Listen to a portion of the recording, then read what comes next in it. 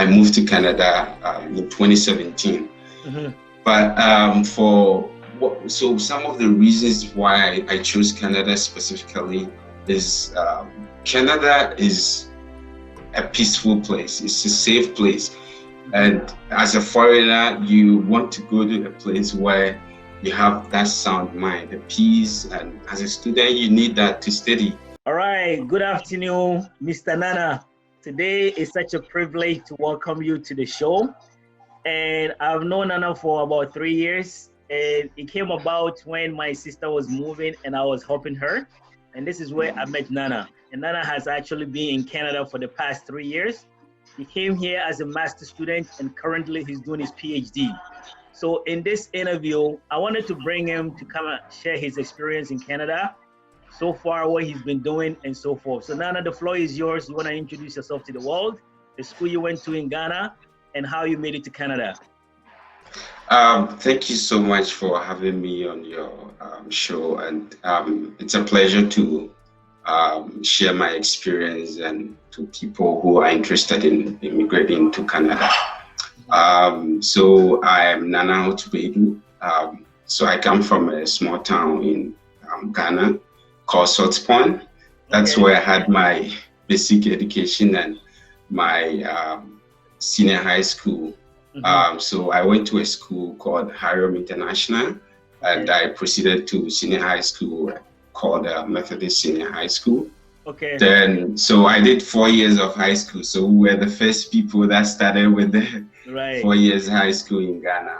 And after that, I proceeded to the University of Cape Coast, which is in Cape Coast, to study psychology for my bachelor's. And after that, I did my national service on campus at the university as a teaching assistant and research assistant at the School of Medical Sciences. And right after my service, I moved to Canada for my master's to study neuroscience in the University of Guelph. Wow, neuroscience at University of Guelph. Wow. Yeah. So tell me a little bit about your journey to Canada, and specifically, why did you choose Canada as opposed to other countries? And tell me about the immigration process. How was it coming to Canada? Some of the exams that you need to take and so forth. So I have always had the dream of traveling abroad to study. And this is because I was interested in the field of neuroscience, which currently doesn't have any graduate program in Ghana. So I had a few options that I was looking at. I was looking at some European countries, especially Holland and Norway. And, but Canada came in the way when I met some few, so these profs were working in Toronto, and they usually come in the summer to come help with teaching, so the part-time lecturers in the University of Cape Coast. So we talked more about how getting an education in Canada, and with the advice and the stuff that I heard from them, it seems Canada was a good place to get a master's, a graduate degree. And I started the process of looking out for programs specifically for the field that I was interested in, neuroscience. And I found a few schools, which University of Guelph was part of it. So I applied to two schools, Carleton and Guelph. Carleton, unfortunately, I didn't get it. But I got Guelph. That's in the nation's capital, right? That's the other one. Yeah, you know the one.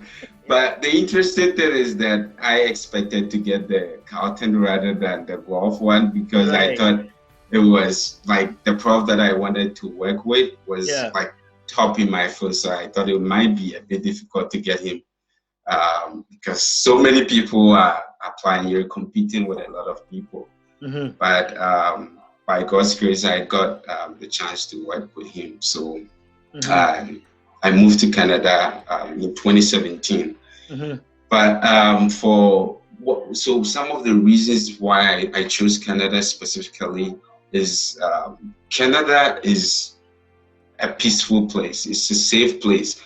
And as a foreigner, you want to go to a place where you have that sound mind, the peace, and as a student, you need that to study. Right. So my friends would ask me, like, you should consider US, and I'm like, we see what goes on TV with the racial tensions and right. with the it's a serious issue, and I never had any interest in going to the US because that scared me.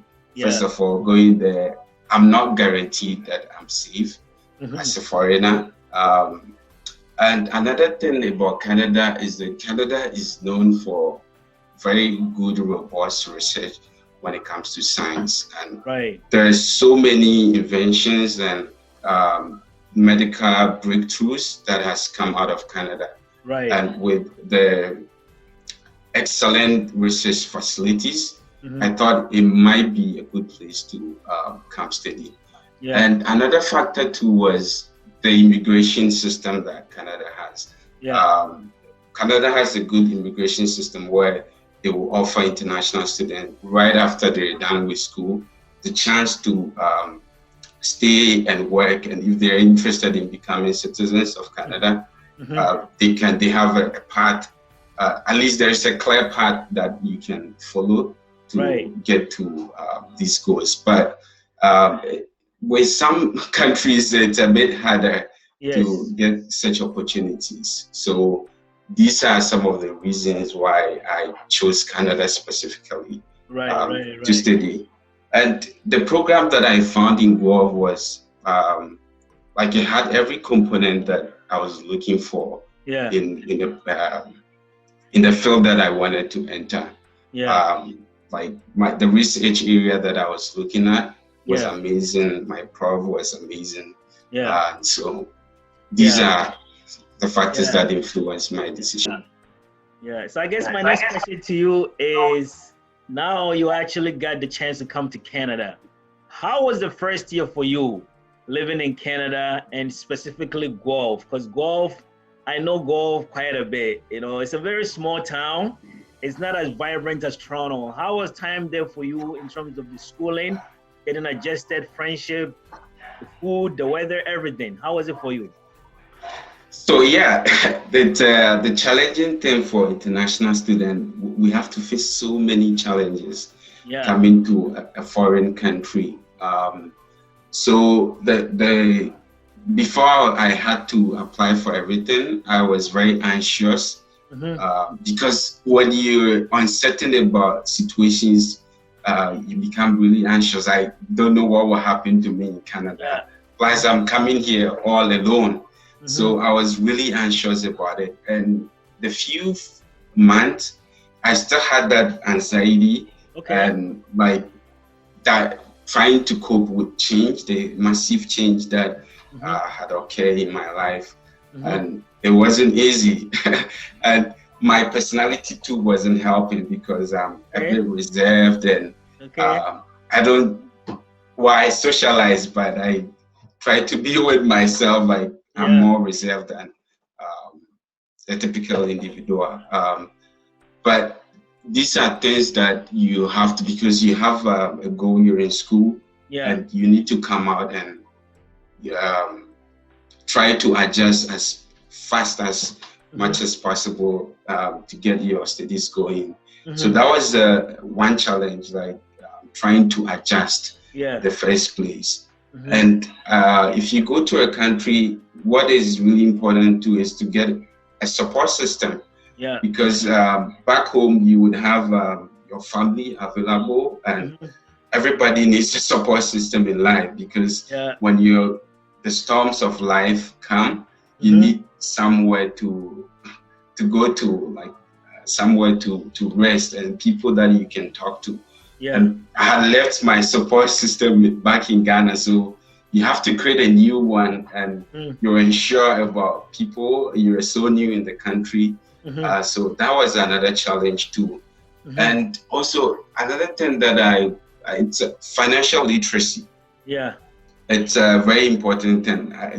Most international students face that challenges with how to manage their finances. Because as a graduate student, you'll be offered some form of funding and Yeah. like probably scholarships, but you have to know how to manage it. You don't have to promise everybody home that you're going to send that bit of money to them. You see it like when you get your funding letter, it's big money, but you get tax on it. So don't start promising people that you're going to send them money home. So that's another challenge on the financial side. And to deal with this financial literacy, I had to get resources. I had to talk to, so there are international student offices and banks that have advices on, and these things, you don't sit in your room. They don't come to you if you're sitting in your room. You have to go out there and get all this information to get to understand the financial aspect too and how the country works, like, as a new person in the country. Right. And I know you did your master's and currently now you're doing your PhD. How was the Canadian education system? How was it compared to Ghana? And what have you learned so far? I had my master's, so I had my undergraduate in Ghana, so you can't really because graduate school is a bit different from undergraduate school. Right. But from the little that I have observed here in Canada is that it's the emphasis, it's the approach to education. The approach in Ghana is a bit different. Okay.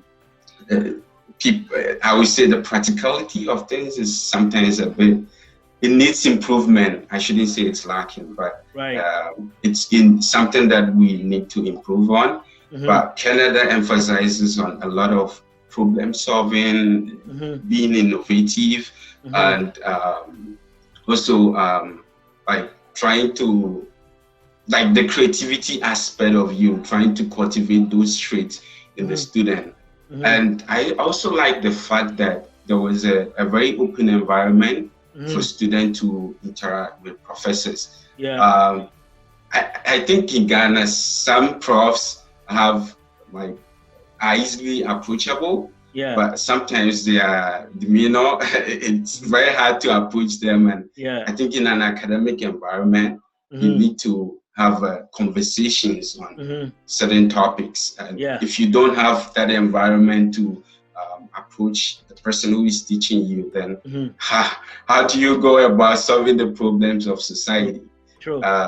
So Canada, the environment is there for you to interact with the profs. So and one thing that I observed about Canadian education too was the research aspect. Like the research doesn't go waste. Because the government invests a lot of money into research. So they make policies and based on the evidence that is out there.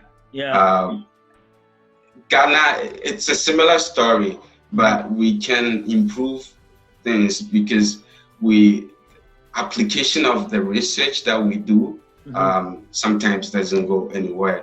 Like for example, people do thesis or it just lies on the library shelves without actually going into policy and but this is something that we can improve back home.